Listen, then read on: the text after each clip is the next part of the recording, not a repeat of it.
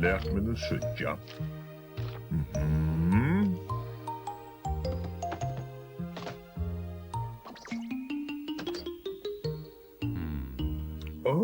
Ja, her.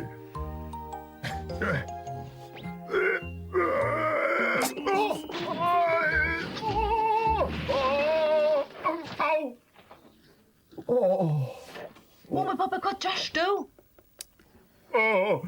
Det beinene. Bats du? Ja, og jeg breit meg i beinene.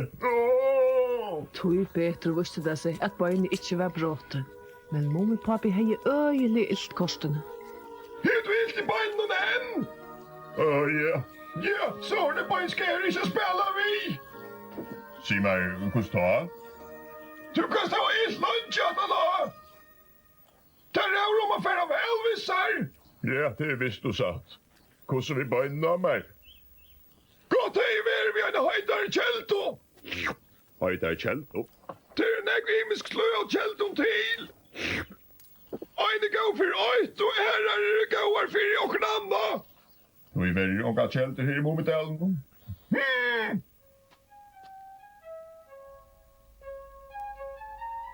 Hetta er det passa! Hetta må være Mumidalen. Ja, ta så ut. Men her er unge Heita kjelder. Sjálva du det her. Her sier alle serfrøyngar. Men vi kunne spyrja seg bøtten i den der i bønnen. Snotte! Bøtten! I nærst til det snotte! Kom du sier meg rett? Hva vil du? Er nega Heita kjelter her i dalen? Heita kjelti hva det tar? Nå er jeg penka det! Kunne du ikke si okkur hva det er? Det er heit vatn og kommer opp i hjørnet hva signar er. Hver hita vattnet opp? Nei, det er bare her. Løye. Kan det brukes til å gjøre TV? Nei, det er godt å beie seg røy. Det er godt for halsene. Ja, men feiler det kunne jeg eller hva? Nei, vi kunne bare hoksa om å funne noe kjelto. Hva er det? Og det nekva penger, vel? Penger? Vi atla bytja størst gistingar hos vid kjeltene. Så kommer folk atla stedene fra her og beie seg ikke flekva vattnet om. Så kommer meg røykfolk. Ja, hoi! Så kan jeg løye handklæde ut. Nå har vi sossa nå landje. Det tog jeg spindla mest av disse bøttene. Mitt neste fermatid! Bojasen der! Om det finner en kjelte kan pappa så ikke komme og bia seg røyene. Han er som rynger i beinen om.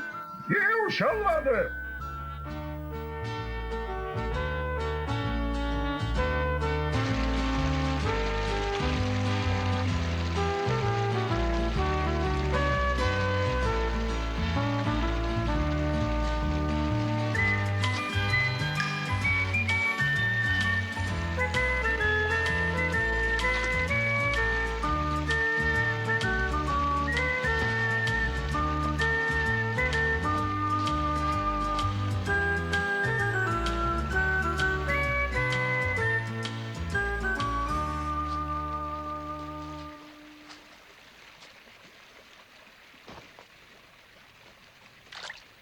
Hette er heit.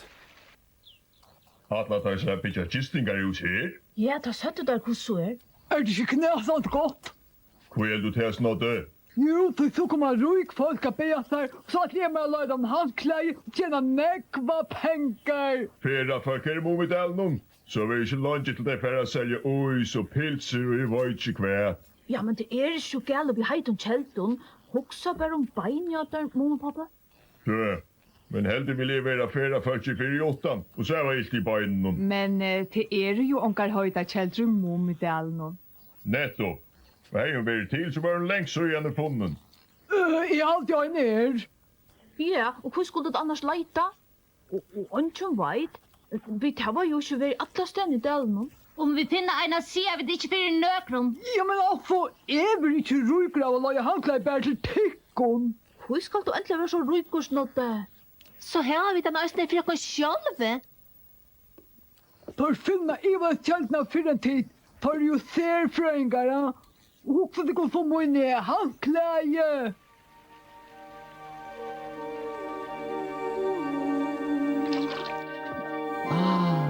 Som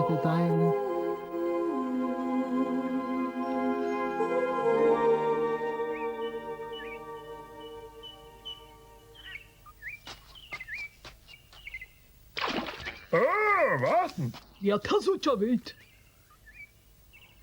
Hade vi funnit en så stora kälder som jag sa, så kunde vi fyllt Mumidalen alla som var där vid ferafölket.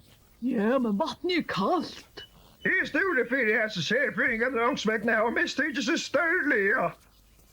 Gå så ta. Her kan du selv råkne ut. En av kjelder ved i her, som hun funnet. Men om någon kälder under gör, så kan väl vara ången i funnjarna än. Nei, lykke av det. Løye det. Men her var det hos om, at langsvækkene blev en gav vi hentet dalen. Ja, men det är bara gott. Ja, men hei, jeg bor her selv, men ikke dumt at flere folk i hoppetale ikke her om mello. Fejler den jag gal. Kom det, Louis? Lad mig færre og lejta. Kom nu. Best vær om I ikke funnet. Kom nu.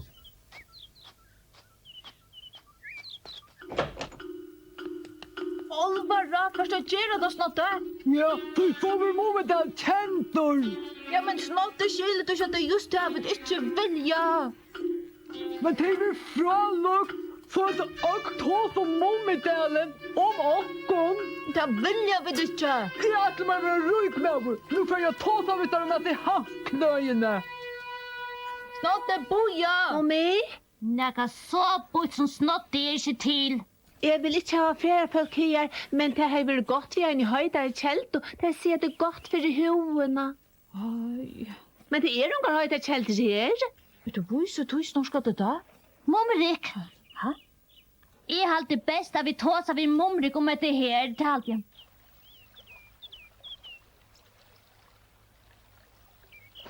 Her er han, Jen. Jeg helt ikke på det jeg vil gjerne flere dager. Helt ikke. Hver må man være? Han är Partur. Hej, vad stod på mumro kommer vara stinky? Ha? Det aner jeg ikke, men han får henne for 2 måneder så gjerne. Det var minne godt. Hvor er det så sur? Vi tar också spyrjan om. Spyr bare med i stegen. Hør nytt er det tog spyrje bare. Lusta nu stinky. Jeg hører jo ikke. Vad stod att hej kjelt der? Ja, hun er ikke kald. Her ikke å gjøre. Her er han høyt kjelta. Si nå, hva er det?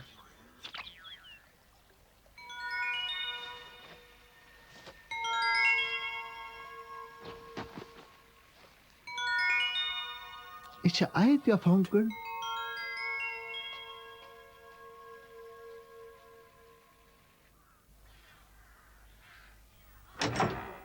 Jeg slipper i vel så sove her. Boja nå, Alissa. Bye bye. Alissa.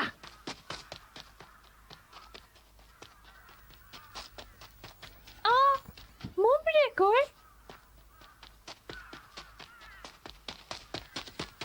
Hei, leksjon Seinat. Hej Alissa.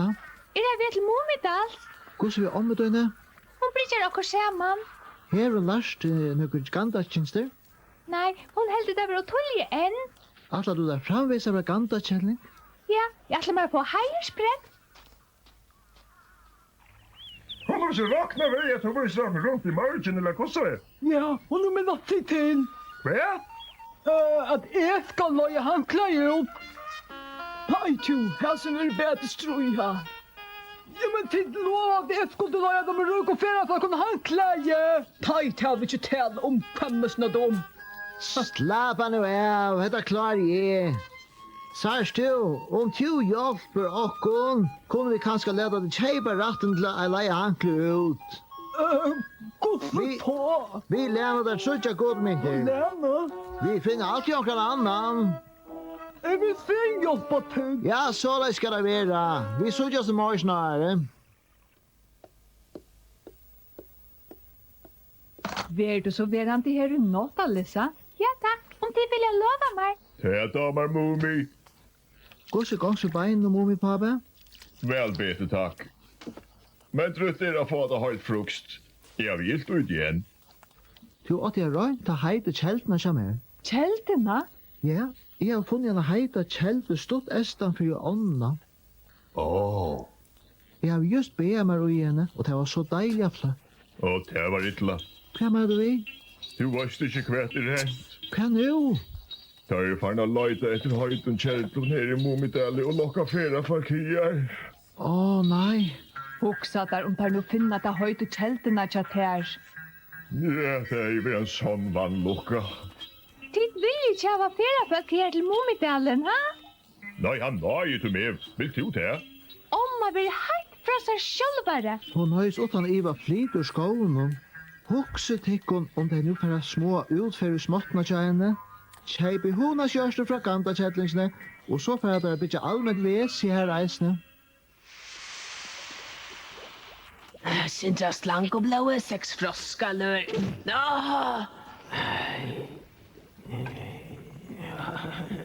Men kväskar det nu.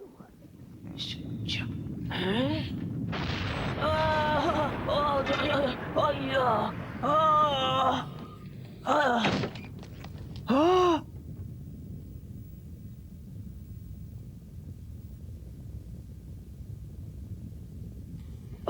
nej. Kvör det bara så lejsat.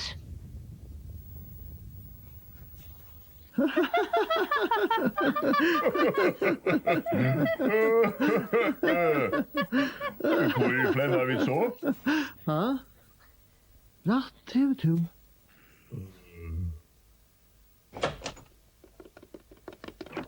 Momrekor!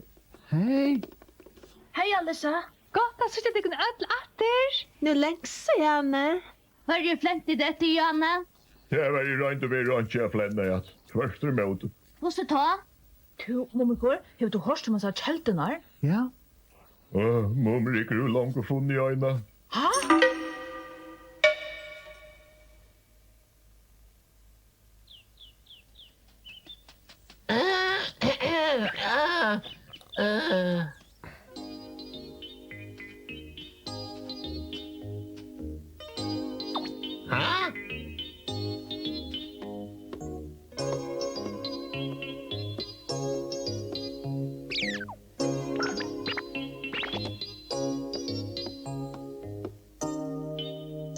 Hej Snabbe! Stinky! Nu kan jag... Falla nacka? Nej, kvitta! Tur och vänner för att få in i Mumi-huset att du kommer ner. För igång det nu här och lurar. Tu på dösen mest allt, Stinky! Ja, är inte fattar du, Jar? Jag hade det öll ättelvänner. Ja, men kvar säger du att ska gå och fjäppas och bli så fjakat och Mumi-träden alla tojna. Men du helt samma med mer, så ska det vara så tja! Är jag inte skolskor? Jag vill röjna samvetskå. Te kan inte säga som te. Hej, Snotte! Du ska ringa samviskar och näkar höjta kälto, ha? Hans mom. Mest området i løtene av forrat heimen, og jeg finner så heite kjeldna nere ved ånne. Det är inte som att säga det. Så jeg må få dere djevas a leite etter kjeldun her iver høver. Men hvordan ta? Det hever skund. Ja, da hun kom i sving. Jeg halte til å seint ut det, men det er dere byrja i morgen årene, åren solaris. Vad skulle vi göra? Hva att gera? Hver er snotte, forresten? Jeg vet jo på han hjelper altså jassen hun har leitet til kelton. Det var verre. Jeg synes snodde. Om nu. Amma kunde jag dokon. Häxen? Jag visste ju inte ut i onkel Maganta och ta du är inte än. Men ta du Amma. Ja, om at hun hjelper dere Iva lest om avstender. Och hon vill Iva det själv här och där borta kunde ju också mig. Ja, du så pura, visst. Det er ikke for at de skøyter om okkon her. Så du nu till inte arkarna. Det är pura visst hon vill hjälpa dig kon. Hon vill inte ha ett möjligt folk rennande här om vägen. Henne damer inte över orätt, va? Kunde vi släppa vi in? Kvart det? Så kunde vi hjälpa dere til oss til rattes. Allt läge, eller mer så var en fisk. Sier vi henne at det er alle fett ødeltrøyene. Ja. Sier ni eisne om det allmänna vese. Vi är inte bänken. Jag ska nog se allt. Och Amma är nu inte helt vid onkel.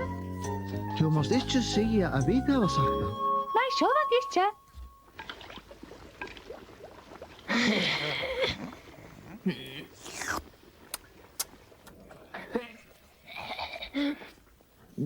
Så nu vill jag det där med att hjälpa dig kon. Ja, og hugsa eisne til sjálva. Kanskje to var fyrra folk I hopa til her. Kistingar du sälja var bra lukt. Men om det nu för att fettla trö rikkevuser I häxaskoe för att få rum för jag hotellen om. Kvät så var utsynne så mycket bättre. Amma, Det har varit hoa lite lovligt här I skånen. Ja, jag kunde till döme sett fyrra folk och någon kärleksdryck. hva feilar der? Vi kunde ha stållag varje dag och något och jag kunde sanna shit och rusk så bränner jag över till flöjre och är... Så jag det inte. Tid nu er så tvattlen, Amma. Jeg vet du mener jeg vet hva du sier. Mumi, Ja, kvart. har du huxa hvordan vi kunde finna sig bottlingarna att stinka av henne? Men du att du kommer hjälpa mig att få där borster? Det kan du atla. Du kan. Du kunde kanskje stikke deg borster. Det kan så väl vara. Om vi bare kunne finne deg å tro at her ikke å bjøve færa falskje. Det man inte vara som jag säger det. Bøya nu ett sintur. Jag kunde ganta näksar armar att det fysa efter daimon. Ja, det blir gott hos gott. Til hjelpe neivan, så leder de seg bare ut av store, gode støvlander. Kan du ikke gjøre okkur vi vekkre? For at jeg halda her alt og kaldt, eller heitt, eller okkur så. Att han gör det klart först. Og tar først heldig du? Så mer inte åt först.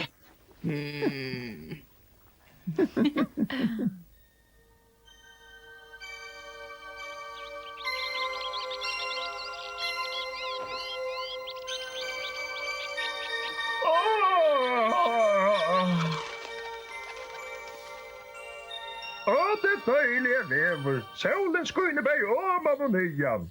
Kom ut till böjer. Väckre är det finaste. Nu.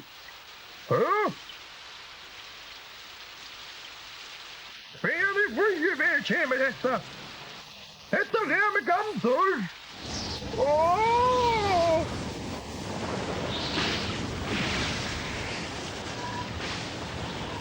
Det är väver. Kjaldi, sticka! Sticka!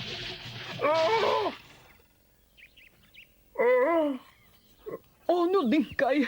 Jeg hadde kjalt for... Løye vever! Au!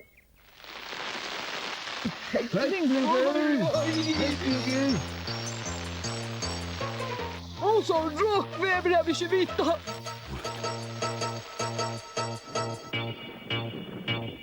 Toran!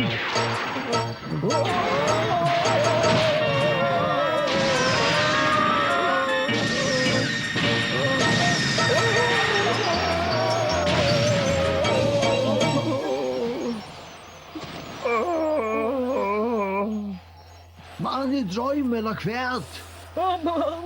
Som det är kallt. Han hjälper Jakob! Kaskar inte att skorta mig, men ta nu äntligen chans att göra frukor så...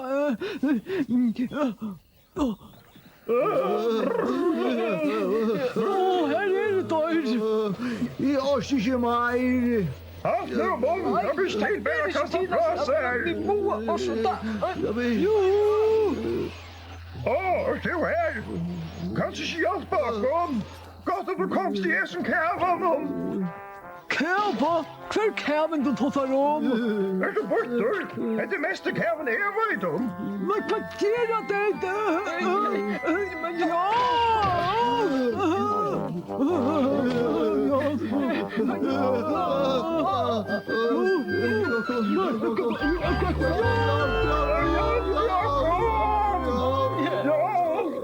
Friläser fjärtje till fån kvitt och natt.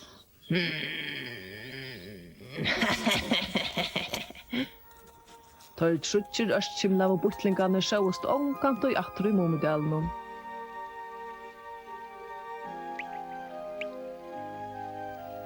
Och Mumipappen Heita så gott ut I Heita kältene att han uppe sig 24 natt. Det var spöjnen I honom var frisk för flera veckor så gärna. Ja, kjoft ändrar minnigarna lät han lycka.